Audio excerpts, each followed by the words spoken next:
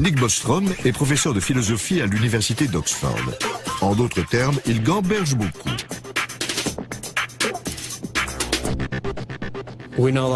Nous croyons connaître la réalité qui est devant notre nez, mais en fait, c'est une illusion. Nick Bostrom a échafaudé plusieurs théories sympathiques, dont une sur l'informatique extraterrestre. Voilà 40 ans, les ordinateurs ressemblaient à ceci. Aujourd'hui, voilà à quoi ils ressemblent. Les ordinateurs portables sont plus puissants que les énormes ordinateurs d'autrefois. Ils sont de plus en plus puissants et rapides. Mais Nick Bostrom pense que ce n'est rien comparé à ce que les ordinateurs extraterrestres peuvent faire. Ils seraient tellement perfectionnés que nous pourrions bien vivre à l'intérieur de l'un d'eux, comme dans Matrix. On peut imaginer qu'une civilisation technologiquement très avancée dispose d'un énorme potentiel de calcul et qu'un millionième seulement de cette puissance suffirait à créer une simulation pour chaque humain. Au dire de Nick Bostrom, les réalités virtuelles seraient si convaincantes que nous pourrions très bien vivre dans l'une d'elles. Se pourrait-il que nous soyons tous prisonniers d'une console de jeu extraterrestre ? Il est presque certain que nous vivons dans une simulation informatique, ce qui implique que le monde que nous voyons autour de nous, les expériences que nous vivons et tout ce que nous faisons se déroule dans une réalité virtuelle gérée par un ordinateur conçu par une civilisation disposant d'une technologie très supérieure. J'ai l'impression de vivre dans une sorte de matrice. La question est de savoir jusqu'où peut aller la simulation. Je ne me fie à rien dans cette réalité. Je crois que c'est une illusion, une réalité holographique, le produit d'une technologie. Pourtant, l'explication du ballon météo a failli mettre un point final à ce qu'on nomme encore aujourd'hui l'incident Roswell. Qui aurait pu croire qu'on était sur le point de faire des découvertes encore plus sensationnelles? Le récit d'un seul homme allait perpétuer le mythe Roswell. Cet homme, c'était Grady Barnett, un ingénieur civil qui résidait à Roswell à l'époque des faits. Barnett a confié à un ami, Van Maltey, ce qu'il avait vu ce jour-là. Barnett m'a raconté que lorsqu'il revenait d'une de ses inspections sur le terrain, il s'est retrouvé face à une soucoupe volante qui venait de s'écraser et qu'il a vu 4 créatures par terre. 4 extraterrestres et un vaisseau spatial pratiquement intact. Le nombre d'extraterrestres coïncide avec les déclarations faites par le shérif George Wilcox.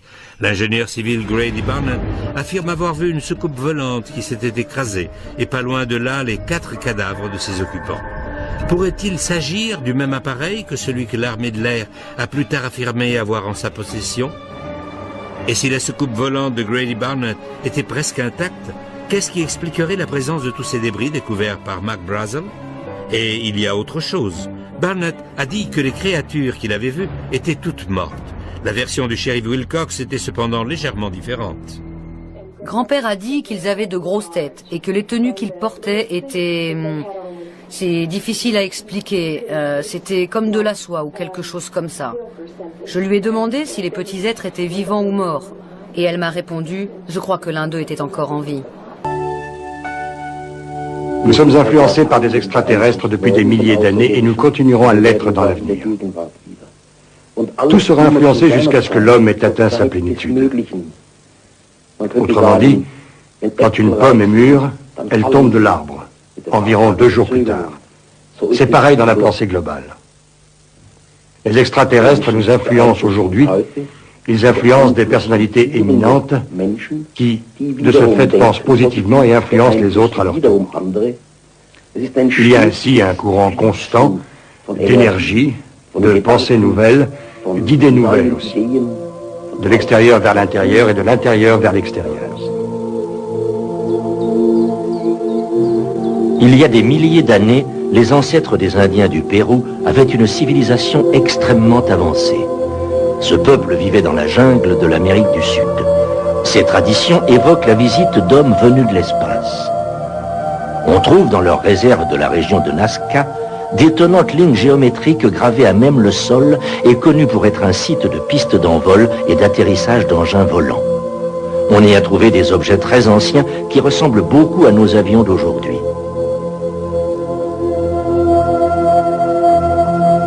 Les étonnants motifs relevés dans certains champs d'Angleterre ont suscité un grand intérêt et on peut se poser la question d'un éventuel rapport avec les dessins géométriques du Pérou. Erich von Däniken, écrivain. Je connais bien les Indiens Hopi qui vivent aujourd'hui en Arizona. Mais leurs traditions disent qu'il y a des milliers d'années, ils étaient établis en Amérique du Sud. Et que c'est à cette époque qu'ils ont été déplacés par des visiteurs extraterrestres, appelés Kachinas. Les Kachinas ont sauvé les Indiens Hopi quand leur continent a menacé de sombrer. Ces êtres célestes, les Kachinas, sont les professeurs des Indiens Hopi. Et aujourd'hui encore, les Hopi fabriquent des figurines représentant les Kachinas pour la nouvelle génération, de sorte que nul ne puisse oublier la visite des initiateurs venus de l'espace. Aujourd'hui encore, les Hopis sont convaincus que les Kachinas reviendront sur Terre un jour. Il est intéressant de noter qu'en montrant à barbe blanche l'un des membres les plus âgés des Indiens Hopi des photos des sites mayas de Tikal et de celui de Palenque, il est devenu tout excité et a dit « Nous comprenons ça. Nos ancêtres les ont construits selon les indications des Kachinas. » Je continue. En 85, Gordon Cooper fit une déclaration solennelle aux Nations Unies. C'est-à-dire que là, il casse le silence et il va plus loin. Il dit « Je crois que ces vaisseaux extraterrestres et leur équipage, bon, bah ça y est, tout est dit, visitent la Terre à partir d'autres planètes. Là, c'est plus délicat, j'expliquerai pourquoi à la fin. Bon, et ben ils sont d'une manière évidente un peu plus avancés technologiquement que nous. Je pense que nous avons besoin d'un programme coordonné de très haut niveau pour collecter et analyser scientifiquement les données de l'ensemble de la planète sur les différents types de rencontres, afin de déterminer comment interagir au mieux avec nos visiteurs d'une manière amicale.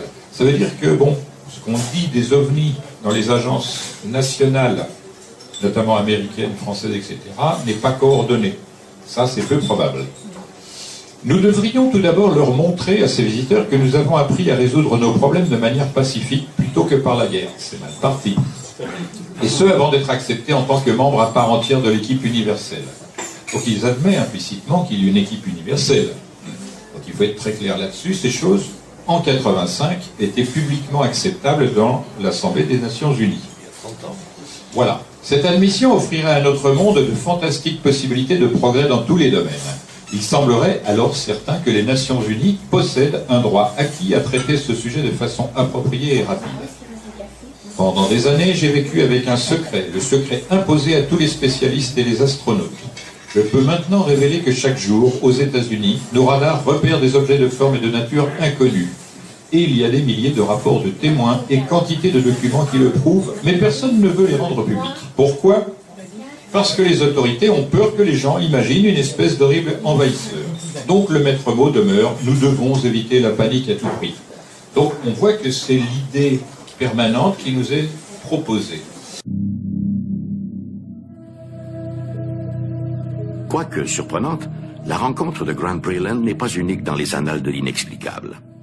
Depuis les années 1950, de nombreux témoins ou enquêteurs du phénomène OVNI affirme avoir reçu la visite de ces mystérieux personnages en complet sombre. Je pense que les premières histoires d'hommes en noir remontent au début des années 1950. Et elles ont toujours été associées à des affaires de rencontres avec des ovnis. C'est l'aspect le plus sinistre de ces rencontres. À cette époque, il y avait beaucoup d'histoires de bons extraterrestres rencontrant des gens.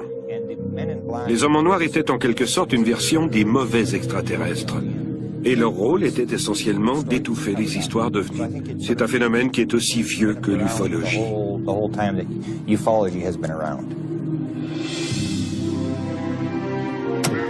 L'affaire des hommes en noir débute en 1952 au Connecticut. Cette année-là, un certain Albert Bender fonde l'International Flying Saucer Bureau, un organisme voué à l'étude des ovnis. L'association connaît un succès immédiat. Puis, à l'automne de 1953, Bender annonce aux membres qu'il laisse tout tomber. Et en quelques jours, l'organisme n'est plus qu'un souvenir.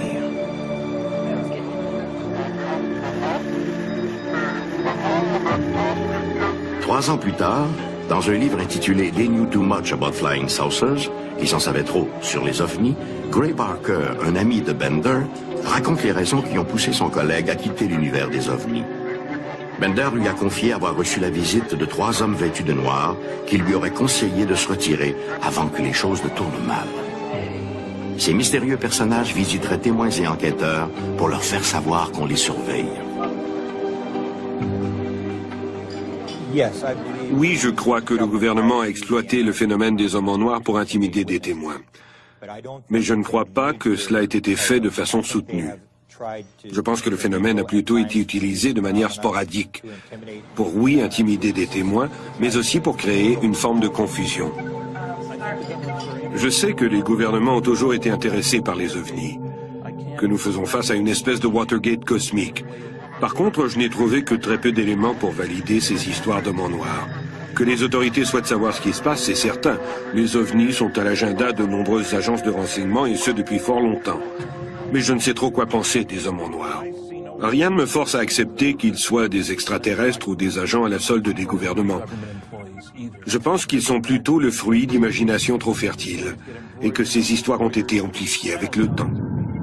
Je n'ai aucune raison de croire à ces histoires d'extraterrestres en costume sombre.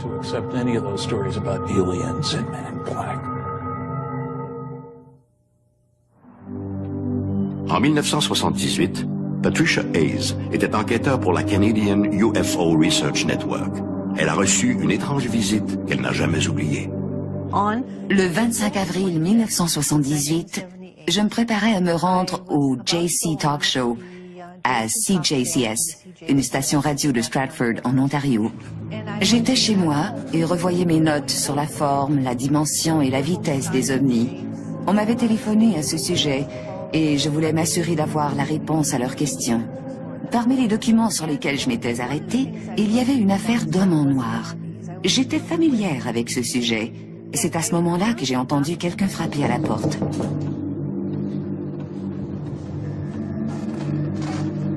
Lorsque j'ai ouvert, j'ai reculé d'un pas, étonné.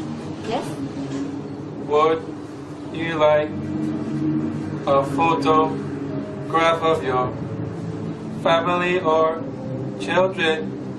Sa façon de parler anglais était très saccadée, un mélange presque grotesque et absurde.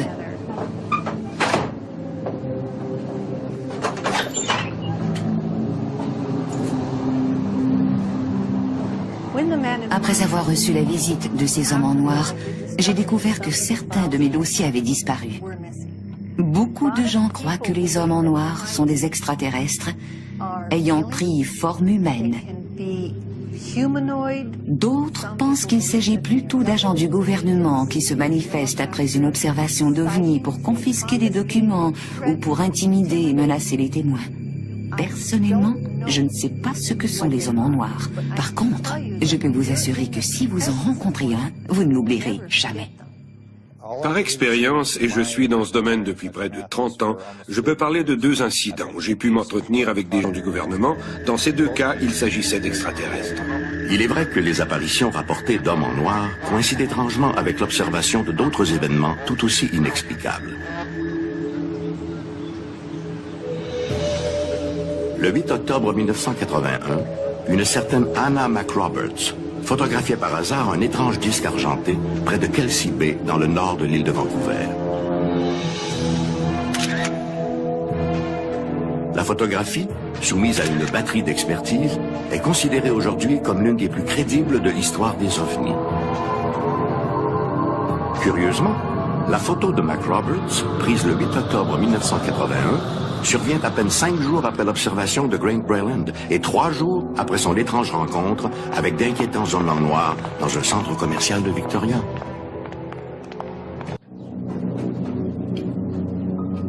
Le 20 mai 1967, vers 5h30, Stephen Michalak s'apprête à quitter son motel en bordure de l'autoroute transcanadienne dans le secteur boisé du parc provincial de White Shell au Manitoba. Même s'il travaille comme mécanicien pour une entreprise de Winnipeg, sa véritable passion, c'est la prospection minière. En ce magnifique samedi matin, il compte marcher jusqu'à Falcon Lake, près de la frontière ontarienne, pour y faire un peu d'exploration. En début d'avant-midi, il localise plusieurs rochers qui lui semblent riches en quartz. Il s'y arrête et commence ses investigations. Soudain, vers 12h30, il entend un curieux bourdonnement. En levant la tête, il aperçoit deux objets de forme oblongue surmontés d'un dôme qui se dirigent vers lui. Un des appareils commence alors sa lente descente pour se poser à quelques mètres du prospecteur pendant que l'autre poursuit sa route vers l'ouest.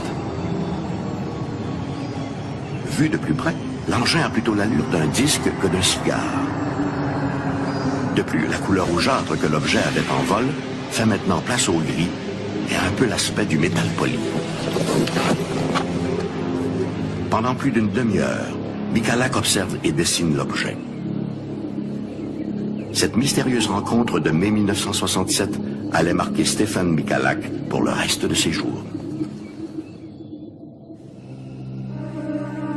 Stefan Michalak émigre au Canada en 1948, après avoir vécu les rudes années de guerre dans sa Pologne natale. En 1967, il travaille comme mécanicien industriel dans une cimenterie. Michalak est un homme rigoureux, honnête et un travailleur acharné qui n'a jamais eu tendance à fabuler sur des êtres venus de l'au-delà. Mon père n'avait pas la moindre idée de ce qu'il avait vu, pas même un soupçon. De prime abord, Michalak croit avoir devant lui un prototype militaire américain. Soudain, un peu à la manière de l'iris d'une caméra, une porte s'ouvre sur le côté de l'engin. Michalak entend alors des bruits, et ce qui lui paraît être des voix. Lorsqu'il a entendu ces voix, il s'est dit, peut-être ces Américains ont-ils besoin d'aide? Il s'est approché et a crié, « Hé les Yankees, avez-vous besoin d'aide? Je pourrais vous donner un coup de main pour réparer votre engin. » Les voix se sont tues. Alors il s'est dit, ce ne sont peut-être pas des Américains après tout. Et comme il était polyglotte, il s'est adressé à eux en russe. Même chose, toujours pas de réponse. Il s'est approché encore plus de l'engin, qui devait faire 4 mètres de haut, et il s'est glissé la tête par l'ouverture. Il a vu alors une rangée de lumière qui clignotait, un peu comme les voyants des ordinateurs des années 1960-1970. Il n'a pas vu d'autres détails. Par contre, il a noté que les parois de l'engin, du moins en jugé par les coutilles, étaient très épaisses. Il a entendu des bruits. Qu'est-ce que c'était que ces bruits? Il ne pourrait pas le dire. Il n'en avait pas la moindre idée. C'était comme des bruits de voix et des cliquetis. Un mélange de sons. La porte s'est soudainement refermée et l'objet a commencé à tourner sur lui-même. Sur l'un des côtés, il y avait une grille qui s'est retrouvée devant Michalak et d'où est sorti un jet de gaz brûlant. Il a été jeté au sol et ses vêtements se sont enflammés. L'engin a décollé et a disparu dans le ciel. Lorsque l'engin a décollé, qu'il a été atteint à l'abdomen par cette éruption de gaz brûlant, il souffrait terriblement. Mais ce qui est plus important encore, il réagissait physiquement à cette brûlure. Lorsque les gens sont brûlés, la douleur est localisée. Mais lui vomissait, avait des nausées, et la tête lui tournait. C'étaient des symptômes plus proches d'une réaction allergique que d'une brûlure.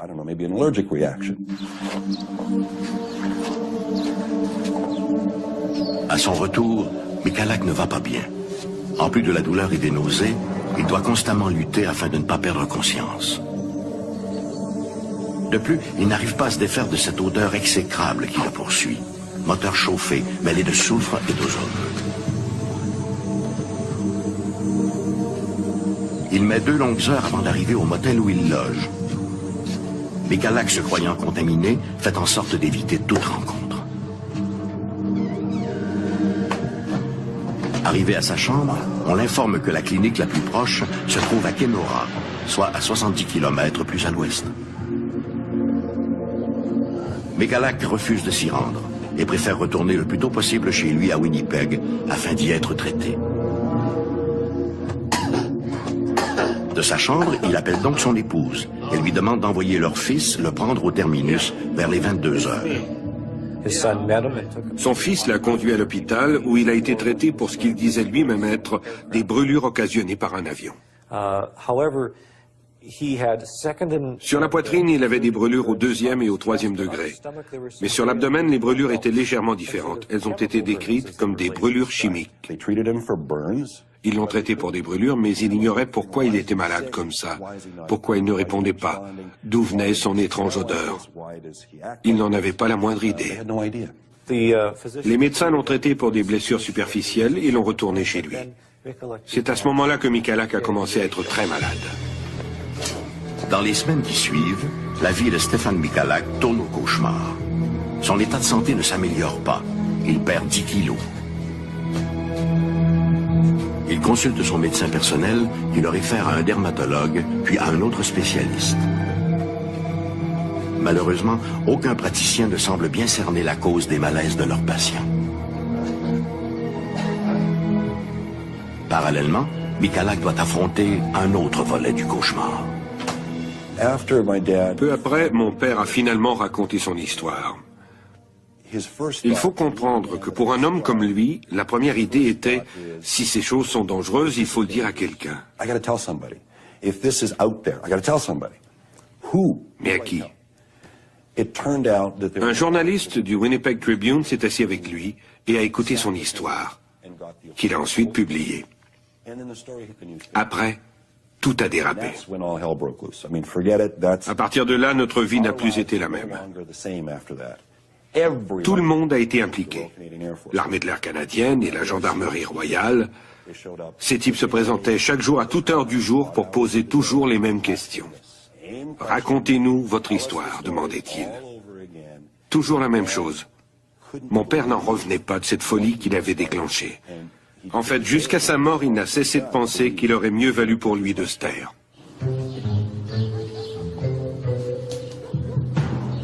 Michalak doit composer avec la voracité des médias du monde entier, qui tentent par tous les moyens imaginables d'entrer en contact avec celui qui a touché une soucoupe volante.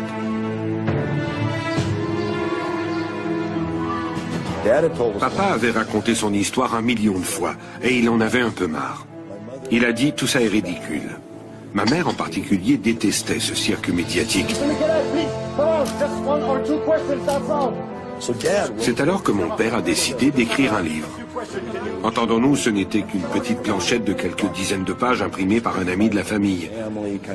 Il a dit à ma mère, si des journalistes viennent pour cette histoire, tu n'auras qu'à leur donner le livre, rien de plus. Aussitôt les gens ont commencé à dire, ah, vous avez écrit un livre, vous devez avoir fait de l'argent. En fait, il n'a pas fait un sou. Au contraire, il en a dépensé. Ce qu'il voulait, c'était simplement avoir la paix. De tous les rapports d'enquêteurs à s'être penchés sur le cas Michalak, celui du sergent Bisky est sûrement de loin le plus loufoque. Le sergent Bisky de l'armée de l'air croyait qu'il était possible que toute cette histoire ne soit qu'un canular imaginé par Michalak. Il a écrit par exemple, il est possible que Michalak ait eu quelques problèmes dans les bois, qu'il ait fait un barbecue et qu'il soit tombé sur la grille. C'est ce qui aurait pu occasionner ces curieuses brûlures. Mais un examen des brûlures va plutôt dans le sens contraire. Si cela s'était produit de cette manière, les brûlures n'auraient pas eu cet aspect de damier, mais plutôt celui des lignes de la grille du barbecue. Cette idée n'avait pas de sens. Presque 1 an plus tard, alors qu'il était à son travail, il s'est écroulé. Il a commencé à enfler comme un ballon.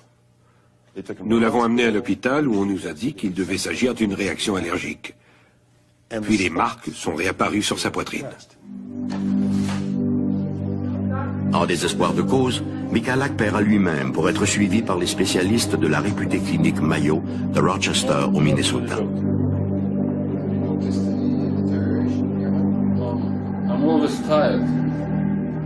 Ceux-ci diagnostiqueront d'ailleurs une irradiation de nature inconnue. Il n'y avait aucune explication à ces malaises. Les médecins étaient étonnés et son évaluation psychologique disait que Michalak n'était pas du genre à monter des histoires, qu'il était un homme très terre-à-terre et honnête. Ils n'ont trouvé aucune explication à ses symptômes ni à la mésaventure qu'il disait être la sienne. C'est demeuré un mystère. Jusqu'à sa mort en 1999, Stéphane Michalak ne variera jamais d'un iota dans sa description des événements. Si cette histoire l'a rendu célèbre, il n'en a jamais tiré profit. Bien au contraire, pendant des années, il a été ridiculisé. Lui qui souhaitait simplement prévenir ses concitoyens d'une menace possible. On peut certes imaginer que Michalak ait monté toute cette affaire. Mais s'il s'agit d'une mystification, elle est très complexe. Et elle aurait nécessité une extraordinaire mise en scène. Je n'ai jamais rien vu qui aille dans ce sens. S'il s'agit de quelque chose de terrestre, de domestique, c'est très bien. Cela n'a aucune importance. S'il s'agit d'un engin extraterrestre, c'est très bien aussi. Cela n'a pas non plus d'importance. Ce qui est important pour nous, c'est que cela est arrivé à notre père. Ces étranges personnages, tous de noir vêtus, arrivent un bon matin à Point Pleasant. Ils se déplacent presque toujours en groupe de 3 et conduisent de vieilles Cadillacs. On les croise un peu partout en ville. Ils observent, prennent des notes, mais ne s'adressent jamais à personne. Sauf pour commander un café ou leur petit déjeuner au resto du coin. Sans trop savoir ce qu'ils veulent, les habitants de Point Pleasant s'habituent à leur présence. Ils sont à leur affaire et ne dérangent personne.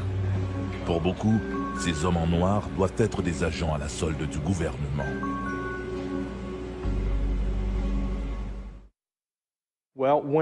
À partir du moment où on a observé les Mothman et les ovnis, plusieurs des témoins ont parlé de ces hommes étranges, habillés en noir, portant lunettes noires et chapeaux, qui venaient à leur domicile ou dans leur commerce, leur demandant pourquoi ils avaient relayé ces informations aux journaux ou aux médias. Ils avaient l'air assez mécontents que ces gens, ces témoins, aient raconté leur histoire.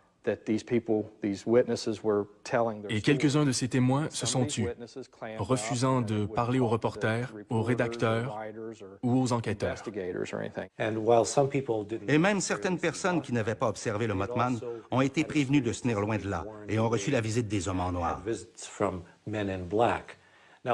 Maintenant, les hommes en noir sont apparus bien avant ces événements, vers les années 1955, lorsque Albert Bender, un enquêteur de soucoupe volante, s'est fait dire de cesser ses enquêtes par des hommes portant costume noir, chapeau noir et conduisant une Cadillac noire.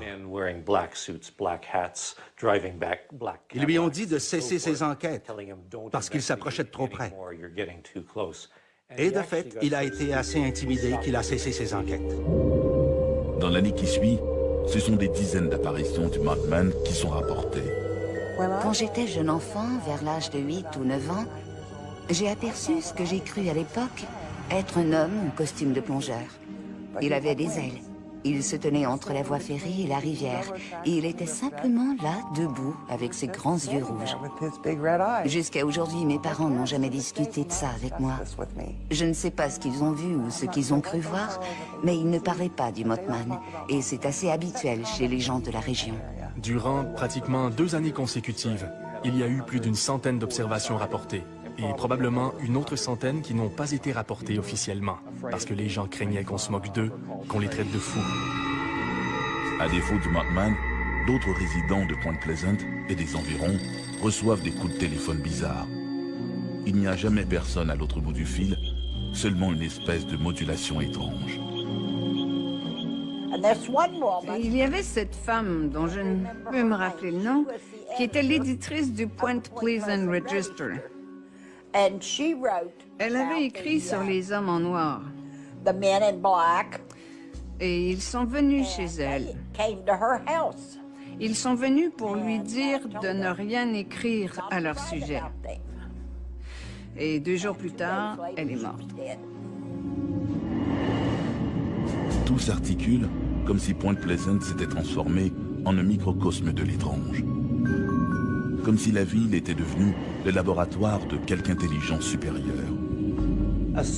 En association avec le Mothman, il y a eu des contacts très inhabituels, où certains enquêteurs ont commencé à recevoir des coups de téléphone d'une créature nommée Ingrid Cold. Elle les prévenait de cesser leurs enquêtes. N'enquêtez plus sur le sujet, vous êtes trop près. Qui essayait de les effrayer Ils étaient harassés par d'étranges apparitions, à la même époque où on observait le Mothman. Quelque chose va arriver. Quelque chose doit arriver. Les gens le savent, les gens le sentent.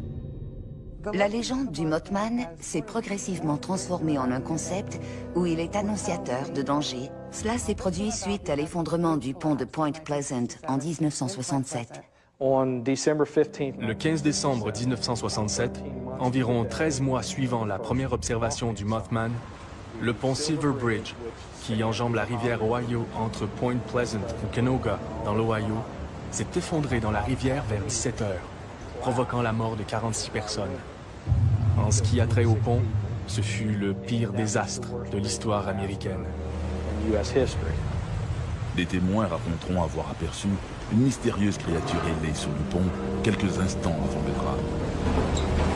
Officiellement, la tragédie sera attribuée à la rupture de les câbles de soutien. Certaines personnes ont eu l'impression que l'activité simultanée des soucoupes volantes, du Mothman et des hommes en noir avait une sorte de connexion avec la tragédie. Parce qu'une fois le pont effondré, la plupart des observations ont cessé. Les apparitions du Mothman se font plus rares et cessent. Les hommes en noir retournent chez eux et les mystérieux coups de téléphone s'arrêtent. Faut-il y voir un lien? Les étranges événements survenus dans la région de Point Pleasant durant ces 13 mois ont fait l'objet des plus folles spéculations. John Keel était un journaliste et un écrivain qui vivait à New York. C'était un écrivain indépendant qui voyageait à travers le pays pour enquêter sur les observations étranges, comme les ovnis ou les phénomènes paranormaux. Il était au Kentucky lorsque les premières observations du Mothman ont été rapportées sur le fil de presse de l'agence AP. Il est immédiatement venu à Point Pleasant, puisque c'était sur le chemin de son retour vers New York, et il est resté ici. Durant 2 ans, il a fait l'aller-retour New York-Point Pleasant, et il a rédigé une chronique couvrant toutes les observations, les rencontres avec les ovnis, le Mothman, les hommes en noir. Il a rassemblé ses écrits dans un livre, The Mothman Prophecies, qui est devenu la publication de référence pour quiconque s'intéresse au Mothman. Dans son scénario, développé dans un livre à succès, The Mothman Prophecies, la prophétie des ombres, Keel fait du Mothman une espèce d'oiseau de malheur. Dans la mesure où le Mothman est présenté comme un messager de malheur et de désastre, le film The Mothman Prophecies est une véritable trahison de ce message.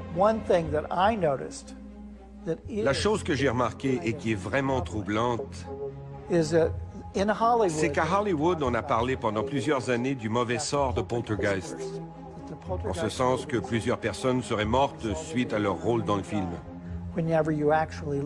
Mais en observant la chose de près, il n'y a que 4 personnes ayant joué dans le film Poltergeist qui sont décédées de manière étrange. Après la sortie de la prophétie du Mothman, je me suis rendu compte que je pouvais facilement dresser une liste d'environ 40 personnes liées de près à la production du film qui étaient mortes. Alors je ne sais pas si c'est lié au côté sombre de la psychologie du Mothman, mais il y a un mauvais sort bien réel. Quelque chose de négatif et de démoniaque à propos du Mothman après l'apparition du livre de John Keel, qui est authentiquement associé au Mothman.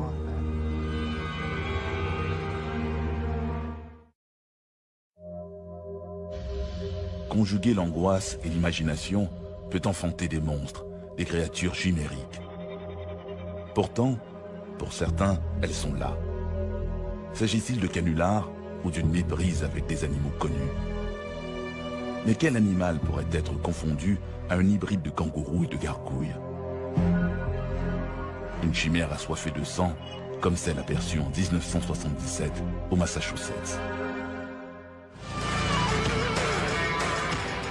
La petite Volkswagen roule à la sortie de Dover.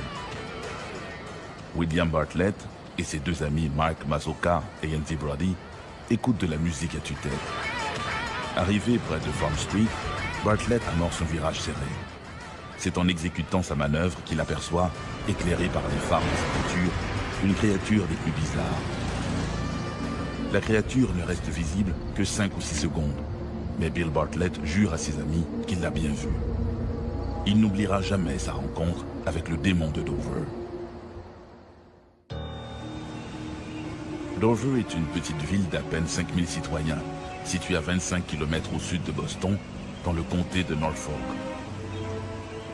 C'est une petite communauté rurale typique de la Nouvelle-Angleterre. La première observation du démon de Dover s'est produite le 21 avril 1977 à 22h30, lorsqu'un individu nommé Bill Bartlett conduisait sa Volkswagen sur Farm Street. Il y avait 3 autres personnes dans la voiture qui n'ont pas remarqué ce qu'il a vu.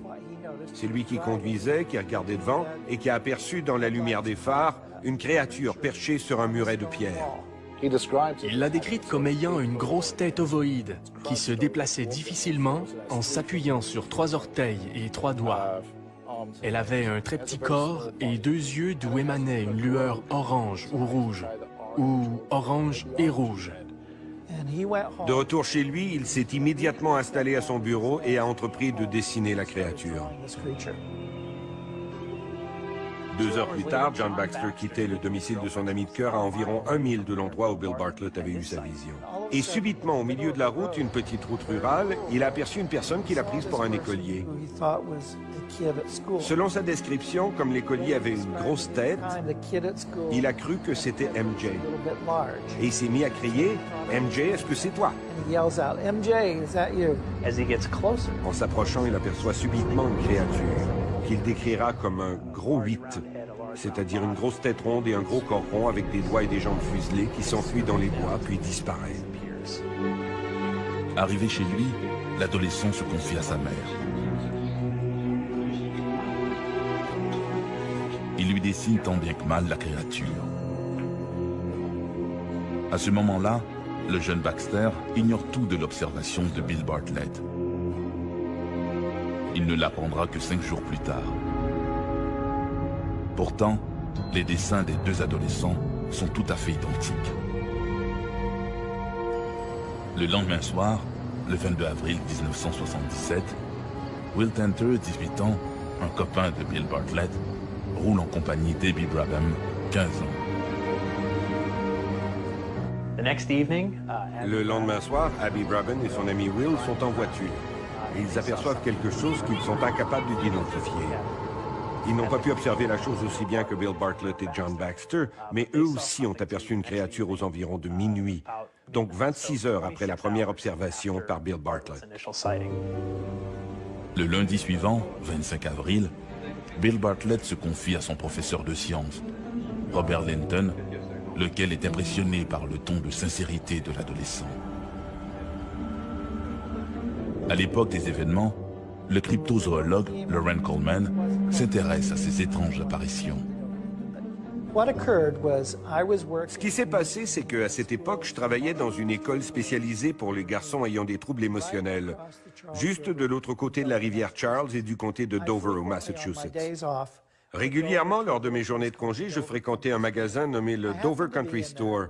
Je me trouvais être là-bas le 28 avril, lorsque j'ai remarqué, derrière la caissière, Melody Fryer, un dessin qui était l'une des esquisses réalisées par Bill Bartlett de ce que, j'allais l'apprendre plus tard, on appelait le démon de Dover. Et j'ai demandé qu'est-ce que c'est, qu'est-ce qui se passe. Et elle m'a raconté ce qu'elle savait, à savoir que cette personne, un habitant des lieux, avait aperçu cette créature. Sommes-nous seuls dans l'univers? Voilà un des grands mystères de ce monde. Depuis le début des temps, les hommes ont vu des choses dans le ciel et se sont demandé s'il y avait quelqu'un là-haut. L'histoire des ovnis est infinie et à chaque décennie, elle devient de plus en plus étrange. Au cours des 30 dernières années, elle a pris une nouvelle dimension avec les enlèvements par des extraterrestres. Les enlèvements. C'est l'aspect le plus bizarre et le plus troublant du mystère des ovnis. On ne connaît pas le nombre exact de personnes qui affirment avoir été victimes d'un enlèvement, mais il a grossi de façon régulière au fil des ans depuis le premier témoignage. Betty et Barney Hill figurent parmi les premiers cas d'enlèvement classiques à avoir été recensés. Au début des années 60, cette travailleuse sociale et ce facteur affirment avoir été suivis par un appareil volant, la nuit, lors d'un voyage dans le New Hampshire. Ils voient une lumière brillante et réalisent après coup avoir eu un trou de mémoire de 2 heures. Au début, ils essaient d'oublier l'incident, puis Betty commence à faire des cauchemars terrifiants. Dans son inconscient, elle a des souvenirs d'avoir été transportée à bord d'un vaisseau extraterrestre et d'avoir été examinée. La plupart des gens qui ont entendu cette histoire ont préféré ne pas s'aventurer sur un terrain aussi glissant. Mais l'analyste de la défense, Raymond Fowler, et l'astronome J. Allen Hynek ont entendu le compte-rendu des Hill personnellement. Ces 2 hommes avaient une approche scientifique et se considéraient eux-mêmes comme des sceptiques. Leur croyance allait se transformer de façon tellement radicale que tous les deux sont devenus des ufologues notoires.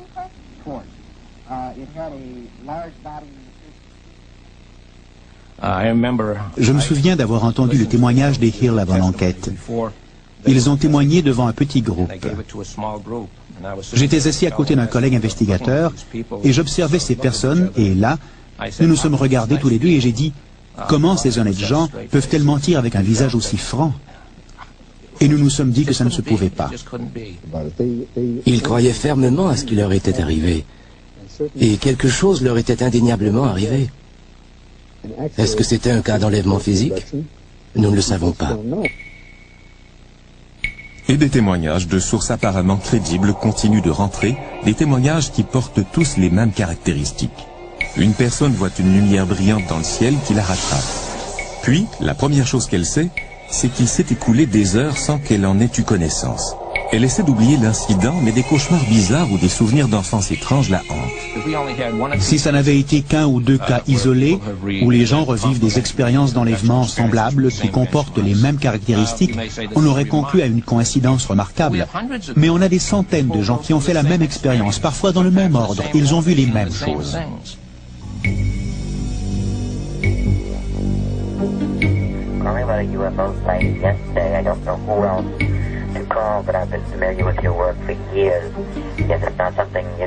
Et à mesure que le nombre de cas rapportés grossit, le public manifeste de plus en plus d'intérêt pour cet étrange phénomène d'OVNI. Aujourd'hui, un nombre grandissant de gens comme Ray Fowler et feu le Dr Hynek se sentent obligés d'étudier la question d'enlèvement par des extraterrestres. Aujourd'hui, retiré du domaine commercial de la défense, Ray Fowler consacre une bonne partie de son temps libre à enquêter et à publier des rapports d'enlèvement. Il ne manque pas de travail. Les gens se tournent encore vers lui pour obtenir de l'aide. Ces gens ont des souvenirs partiels ou des rêves d'une expérience d'enlèvement par des extraterrestres. Ils sont troublés. Ils ne savent pas où aller. Ils essaient de parler à quelqu'un, mais personne ne les écoute vraiment. Puis, ils viennent me voir et me demandent de les écouter. Et je les écoute. Parfois, Ray met en branle une enquête tous azimuts pour essayer de découvrir ce qui s'est passé pendant la période du trou de mémoire. C'est ce qu'il a fait quand Jim Weiner lui a demandé de l'aide. Jim ne le savait pas encore, mais lui et son frère jumeau Jack étaient devenus des éléments du chapitre suivant de l'histoire des ovnis, le chapitre des enlèvements par des extraterrestres.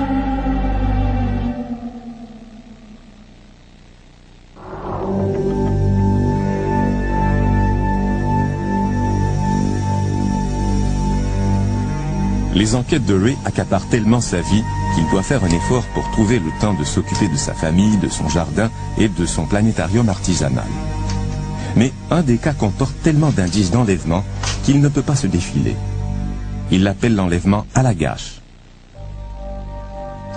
Les Weiner étaient des jumeaux identiques.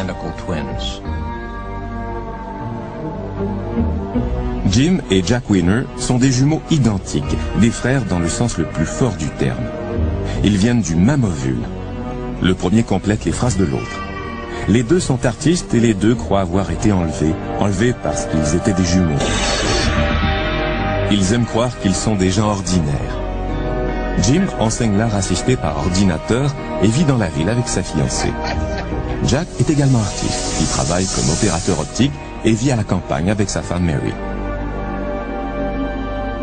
Des jumeaux identiques. Les ufologues pensent qu'il y a peut-être un lien entre les enlèvements et le fait d'être jumeaux. Si vous vouliez étudier l'espèce humaine, vous pourriez trouver que des jumeaux sont des spécimens particulièrement intéressants.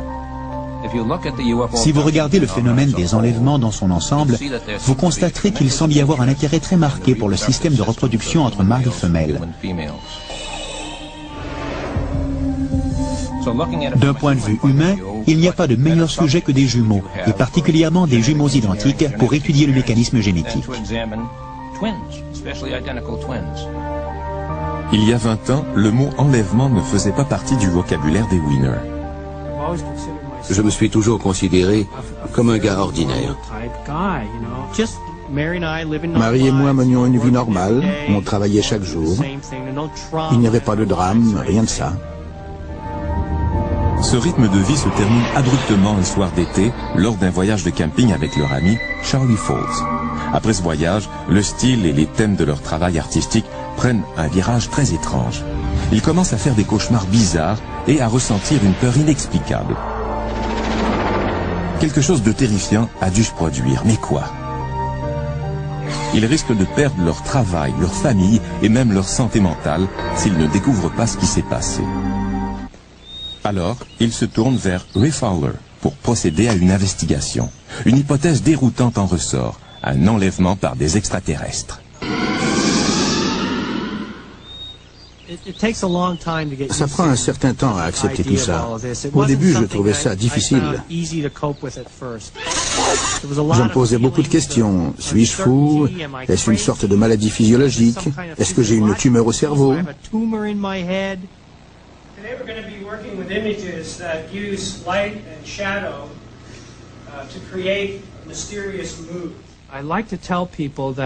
J'aime bien dire aux gens que ça ne me dérange pas vraiment, que c'est quelque part à l'arrière de mon cerveau.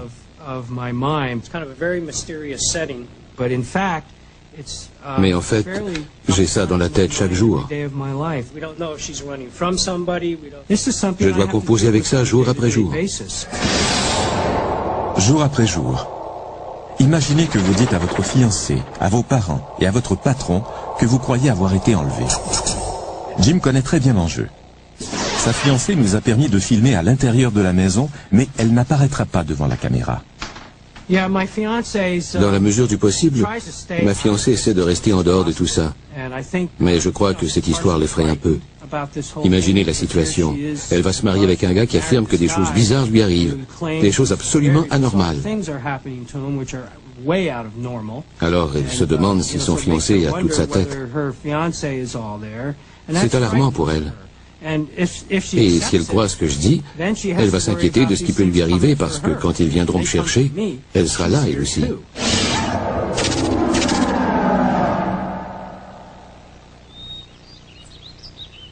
Mais de quoi s'agit-il? Qui s'en vient et que veulent-ils?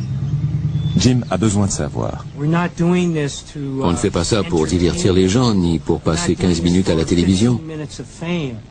On le fait parce qu'on a besoin de trouver des réponses.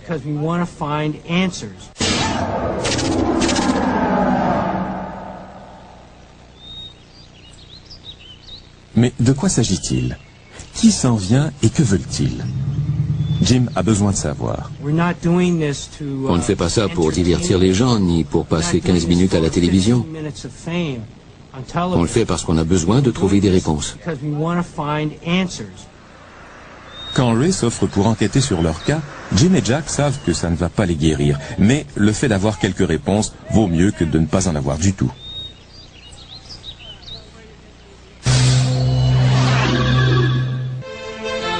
Voici le monde des chevaux. C'est un monde où les apparences et les traditions sont importantes. C'est un monde d'argent, de pouvoir et d'influence. Tous les ingrédients pour un bon téléroman. Mais derrière la barrière d'une de ces fermes, l'histoire ressemble plus à un épisode d'au-delà du réel qu'à un épisode de Dallas. Voici Claire et Diana, de parfaites inconnues jusqu'il y a 8 ans. C'est du moins ce qu'elles croyaient. Quand Diana embauche Claire pour gérer l'écurie, toutes les deux croient à une rencontre professionnelle heureuse. Claire est une cavalière et une dresseuse habile qui a besoin d'un emploi. Diana essaie de concilier un emploi à temps plein au service forestier et la gestion de la ferme. Aujourd'hui, elle ne croit plus au hasard de leur rencontre. Elle croit qu'elle était arrangée. Elles sont convaincues d'avoir été enlevées ensemble étant enfants pour une sorte d'expérience extraterrestre bizarre et qu'elles se sont retrouvées à l'âge adulte. Je ne comprends pas comment tu es arrivé à la ferme. Une coïncidence. C'était sûrement arrangé.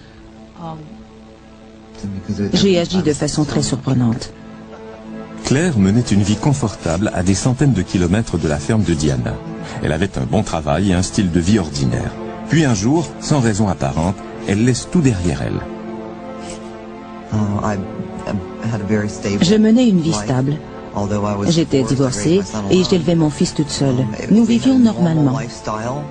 J'avais travaillé très fort pour acheter ma maison. Je cultivais mes roses et tout se passait comme je le voulais. J'avais un bon emploi depuis plusieurs années et un revenu raisonnable. Mais quelque chose de mystérieux force Claire à abandonner tout ce qu'elle a si durement gagné. Un jour, je me suis réveillée. J'étais à mi-chemin de mon travail. J'ai pris la sortie beaucoup trop tôt. J'ai fait demi-tour. Je suis retournée à la maison. J'ai appelé mon bureau et j'ai donné ma démission. 2 semaines plus tard, j'ai mis tout ce que je pouvais dans la voiture et je suis partie, sans but précis. J'ai tout laissé, tout ce que j'avais mis tant de temps à obtenir. C'est juste au moment où Diana cherchait quelqu'un pour gérer la ferme. J'étais découragée. 2 ou 3 personnes s'étaient présentées pour l'emploi, mais elles ne me convenaient pas tout à fait. Ça ne cliquait pas. Et j'ai reçu l'appel de Claire. 2 heures plus tard, elle était là. Puis, les 2 femmes ont l'impression étrange de s'être déjà rencontrées. C'était comme si je la connaissais. Je lui ai fait visiter la ferme et je lui ai montré comment ça fonctionnait. Et toujours, quelque chose dans ma tête me disait « J'ai déjà rencontré cette personne quelque part. » Je l'ai embauchée. Elle a emménagé le lendemain et elle a commencé à travailler. C'était il y a 8 ans. Le gîte et le couvert font partie de leur entente. Claire emménage donc sur la ferme où vivent Diana ainsi que son frère et sa sœur. Très vite, le sentiment de déjà-vu se transforme en une amitié solide et elles établissent une routine basée sur les soins à donner aux chevaux. Nous avions une vie relativement normale, avec des hauts et des bas, des bons et des mauvais jours. Les choses allaient plutôt bien.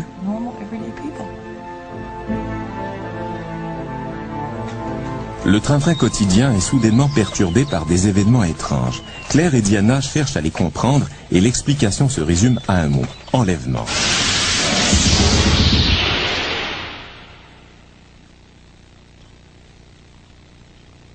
Depuis, elles vivent un véritable enfer. Il y a des jours où je ne suis pas sûre que ça se passe réellement, que je crois que c'est un rêve.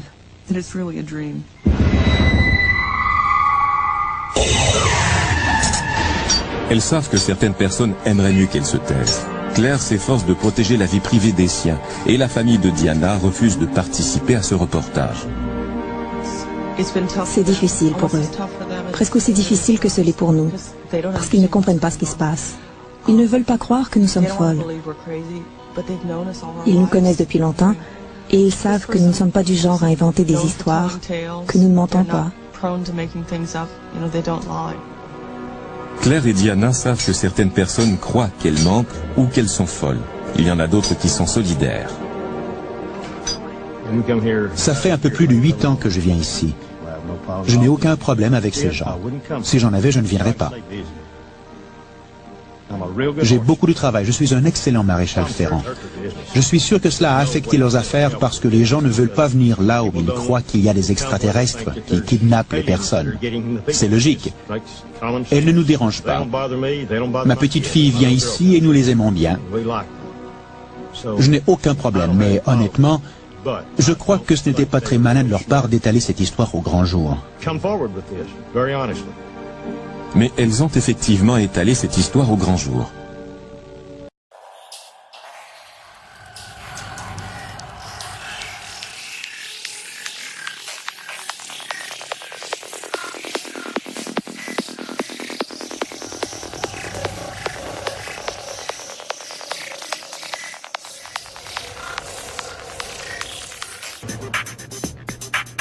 Nick Bostrom est professeur de philosophie à l'université d'Oxford.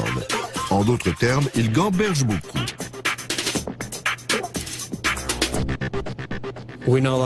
Nous croyons connaître la réalité qui est devant notre nez, mais en fait, c'est une illusion. Nick Bostrom a échafaudé plusieurs théories sympathiques, dont une sur l'informatique extraterrestre. Voilà 40 ans, les ordinateurs ressemblaient à ceci. Aujourd'hui, voilà à quoi ils ressemblent. Les ordinateurs portables sont plus puissants que les énormes ordinateurs d'autrefois. Ils sont de plus en plus puissants et rapides. Mais Nick Bostrom pense que ce n'est rien comparé à ce que les ordinateurs extraterrestres peuvent faire.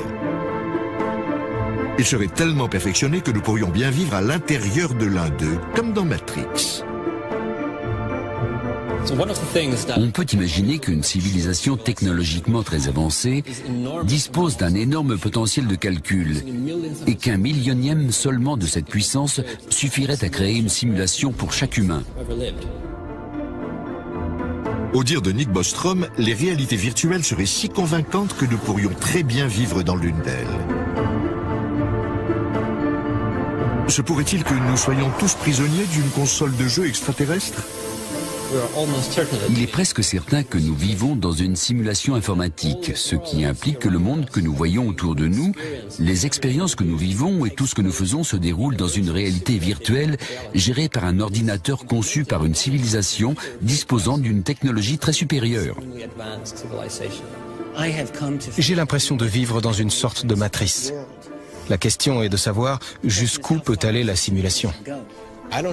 Je ne me fie à rien dans cette réalité. Je crois que c'est une illusion, une réalité holographique, le produit d'une technologie. Pourtant, l'explication du ballon météo a failli mettre un point final à ce qu'on nomme encore aujourd'hui l'incident Roswell. Qui aurait pu croire qu'on était sur le point de faire des découvertes encore plus sensationnelles?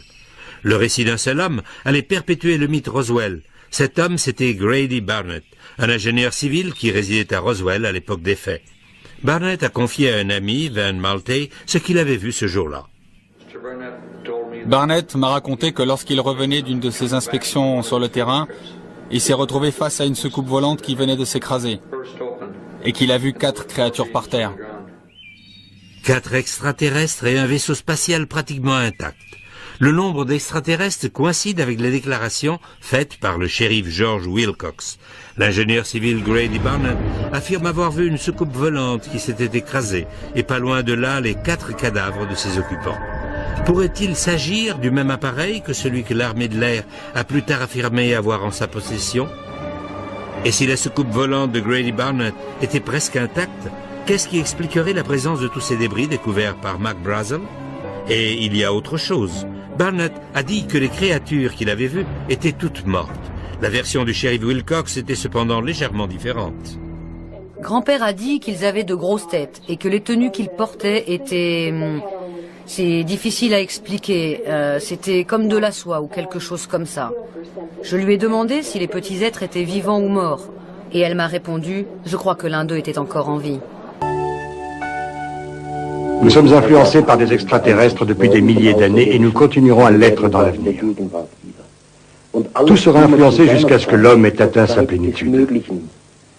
Autrement dit, quand une pomme est mûre, elle tombe de l'arbre, environ 2 jours plus tard. C'est pareil dans la pensée globale.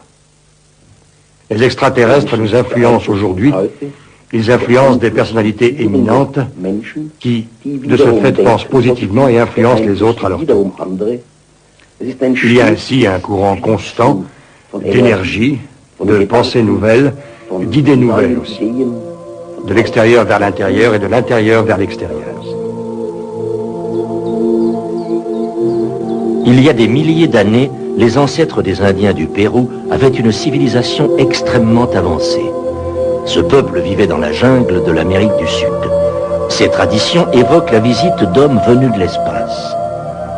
On trouve dans leurs réserves de la région de Nazca d'étonnantes lignes géométriques gravées à même le sol et connues pour être un site de pistes d'envol et d'atterrissage d'engins volants. On y a trouvé des objets très anciens qui ressemblent beaucoup à nos avions d'aujourd'hui. Les étonnants motifs relevés dans certains champs d'Angleterre ont suscité un grand intérêt et on peut se poser la question d'un éventuel rapport avec les dessins géométriques du Pérou. Erich von Däniken, écrivain. Je connais bien les Indiens Hopi qui vivent aujourd'hui en Arizona. Mais leurs traditions disent qu'il y a des milliers d'années, ils étaient établis en Amérique du Sud. Et que c'est à cette époque qu'ils ont été déplacés par des visiteurs extraterrestres, appelés Kachinas. Les Kachinas ont sauvé les Indiens Hopi quand leur continent a menacé de sombrer. Ces êtres célestes, les Kachinas, sont les professeurs des Indiens Hopi. Et aujourd'hui encore, les Hopi fabriquent des figurines représentant les Kachinas pour la nouvelle génération, de sorte que nul ne puisse oublier la visite des initiateurs venus de l'espace. Aujourd'hui encore, les Hopis sont convaincus que les Kachinas reviendront sur Terre un jour. Il est intéressant de noter qu'en montrant à Barbe Blanche, l'un des membres les plus âgés des Indiens Hopi, des photos des sites mayas de Tikal et de celui de Palenque, il est devenu tout excité et a dit « Nous comprenons cela. Nos ancêtres les ont construits selon les indications des Kachinas. » Je continue. En 85, Gordon Cooper fait une déclaration solennelle aux Nations Unies. C'est-à-dire que là, il casse le silence et il va plus loin. Il dit « Je crois que ces vaisseaux extraterrestres et leur équipage, bon, ça y est, tout est dit, visitent la Terre à partir d'autres planètes. Là, c'est plus délicat, j'expliquerai pourquoi à la fin. Bon, ils sont d'une manière évidente un peu plus avancés technologiquement que nous. Je pense que nous avons besoin d'un programme coordonné de très haut niveau pour collecter et analyser scientifiquement les données de l'ensemble de la planète sur les différents types de rencontres afin de déterminer comment interagir au mieux avec nos visiteurs d'une manière amicale.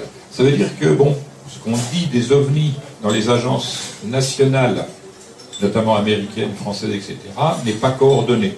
Ça, c'est peu probable. Nous devrions tout d'abord leur montrer à ces visiteurs que nous avons appris à résoudre nos problèmes de manière pacifique plutôt que par la guerre. C'est mal parti. Et ce, avant d'être acceptés en tant que membres à part entière de l'équipe universelle. Donc ils admettent implicitement qu'il y a une équipe universelle. Donc il faut être très clair là-dessus. Ces choses, en 85, étaient publiquement acceptables dans l'Assemblée des Nations Unies. Voilà. Cette admission offrirait à notre monde de fantastiques possibilités de progrès dans tous les domaines. Il semblerait alors certain que les Nations Unies possèdent un droit acquis à traiter ce sujet de façon appropriée et rapide. Pendant des années, j'ai vécu avec un secret, le secret imposé à tous les spécialistes et les astronautes. Je peux maintenant révéler que chaque jour, aux États-Unis, nos radars repèrent des objets de forme et de nature inconnus. Et il y a des milliers de rapports de témoins et quantité de documents qui le prouvent, mais personne ne veut les rendre publics. Pourquoi ? Parce que les autorités ont peur que les gens imaginent une espèce d'horrible envahisseur. Donc le maître mot demeure, nous devons éviter la panique à tout prix. Donc on voit que c'est l'idée permanente qui nous est proposée. Quoique surprenante, la rencontre de Grant Breland n'est pas unique dans les annales de l'inexplicable. Depuis les années 1950, de nombreux témoins ou enquêteurs du phénomène OVNI affirme avoir reçu la visite de ces mystérieux personnages en complet sombre. Je pense que les premières histoires d'hommes en noir remontent au début des années 1950. Et elles ont toujours été associées à des affaires de rencontres avec des ovnis. C'est l'aspect le plus sinistre de ces rencontres. À cette époque, il y avait beaucoup d'histoires de bons extraterrestres rencontrant des gens. Les hommes en noir étaient en quelque sorte une version des mauvais extraterrestres. Et leur rôle était essentiellement d'étouffer les histoires d'ovnis. C'est un phénomène qui est aussi vieux que l'ufologie.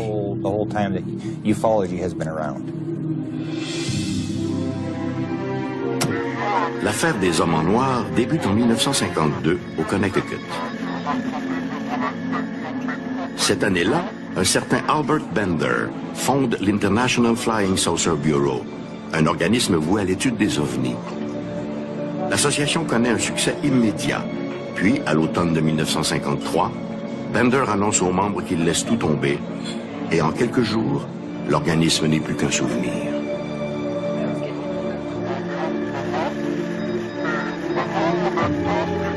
Trois ans plus tard, dans un livre intitulé They Knew Too Much About Flying Saucers, ils en savaient trop sur les ovnis, Gray Barker, un ami de Bender, raconte les raisons qui ont poussé son collègue à quitter l'univers des ovnis. Bender lui a confié avoir reçu la visite de 3 hommes vêtus de noir qui lui auraient conseillé de se retirer avant que les choses ne tournent mal. Ces mystérieux personnages visiteraient témoins et enquêteurs pour leur faire savoir qu'on les surveille. Oui, je crois que le gouvernement a exploité le phénomène des hommes en noir pour intimider des témoins. Mais je ne crois pas que cela ait été fait de façon soutenue. Je pense que le phénomène a plutôt été utilisé de manière sporadique, pour oui intimider des témoins, mais aussi pour créer une forme de confusion. Je sais que les gouvernements ont toujours été intéressés par les ovnis, que nous faisons face à une espèce de Watergate cosmique. Par contre, je n'ai trouvé que très peu d'éléments pour valider ces histoires d'hommes en noir. Que les autorités souhaitent savoir ce qui se passe, c'est certain. Les ovnis sont à l'agenda de nombreuses agences de renseignement et ce depuis fort longtemps. Mais je ne sais trop quoi penser des hommes en noir. Rien ne me force à accepter qu'ils soient des extraterrestres ou des agents à la solde des gouvernements. Je pense qu'ils sont plutôt le fruit d'imaginations trop fertiles et que ces histoires ont été amplifiées avec le temps. Je n'ai aucune raison de croire à ces histoires d'extraterrestres en costume sombre.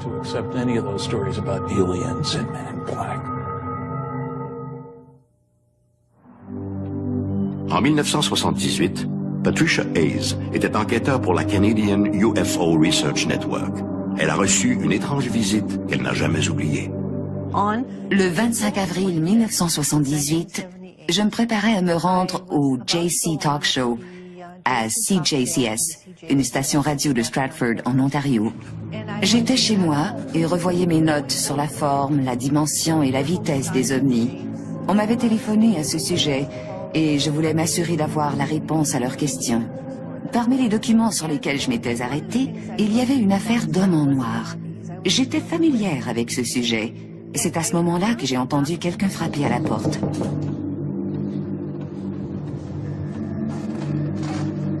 Lorsque j'ai ouvert, j'ai reculé d'un pas, étonné. Would you like a photograph of your family or children? Sa façon de parler anglais était très saccadée, un mélange presque grotesque et absurde.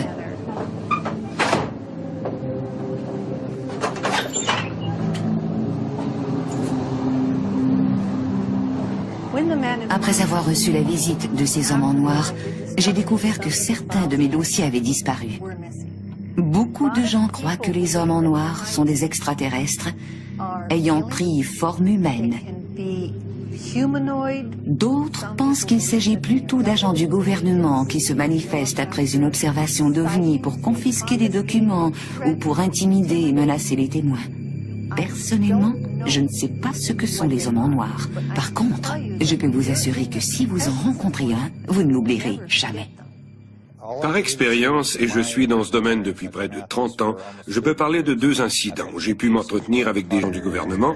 Dans ces 2 cas, il s'agissait d'extraterrestres. Il est vrai que les apparitions rapportées d'hommes en noir coïncident étrangement avec l'observation de d'autres événements tout aussi inexplicables. Le 8 octobre 1981, une certaine Anna McRoberts photographiait par hasard un étrange disque argenté près de Kelsey Bay, dans le nord de l'île de Vancouver. La photographie, soumise à une batterie d'expertise, est considérée aujourd'hui comme l'une des plus crédibles de l'histoire des ovnis. Curieusement, la photo de McRoberts, prise le 8 octobre 1981, survient à peine 5 jours après l'observation de Grant Breland et 3 jours après son étrange rencontre avec d'inquiétants hommes en noir dans un centre commercial de Victoria.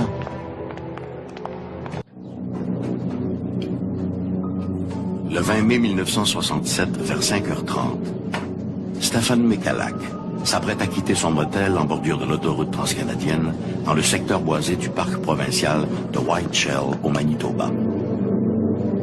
Même s'il travaille comme mécanicien pour une entreprise de Winnipeg, sa véritable passion, c'est la prospection minière. En ce magnifique samedi matin, il compte marcher jusqu'à Falcon Lake, près de la frontière ontarienne, pour y faire un peu d'exploration. En début d'avant-midi, il localise plusieurs rochers qui lui semblent riches en quartz. Il s'y arrête et commence ses investigations. Soudain, vers 12h30, il entend un curieux bourdonnement. En levant la tête, il aperçoit deux objets de forme oblongue surmontés d'un dôme qui se dirigent vers lui. Un des appareils commence alors sa lente descente pour se poser à quelques mètres du prospecteur pendant que l'autre poursuit sa route vers l'ouest. Vu de plus près, l'engin a plutôt l'allure d'un disque que d'un cigare. De plus, la couleur rougeâtre que l'objet avait en vol fait maintenant place au gris et un peu